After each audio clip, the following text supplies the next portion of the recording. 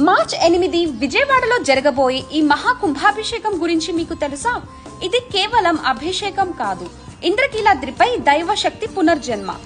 కుంభాభిషేకం అంటే ఆలయంలో దేవతా శక్తిని పునఃప్రతిష్ఠ చేయటం, కాలంతో పాటు విగ్రహం మరియు ఆలయంలో తగ్గిన శక్తిని తొలగించి కొత్త దైవశక్తిని ఆహ్వానించే మహాయజ్ఞం.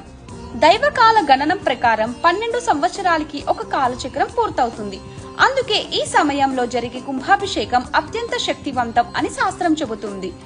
ఇంద్రకీలాద్రిపై కొలువై ఉన్న కనకదుర్గమ్మ దేవస్థానంలో వేలాది కలశాలు, వేద మంత్రాల మధ్య 3 సముద్రాలు మరియు 12 నదుల జలాలతో గోపురంపై కలశాభిషేకం.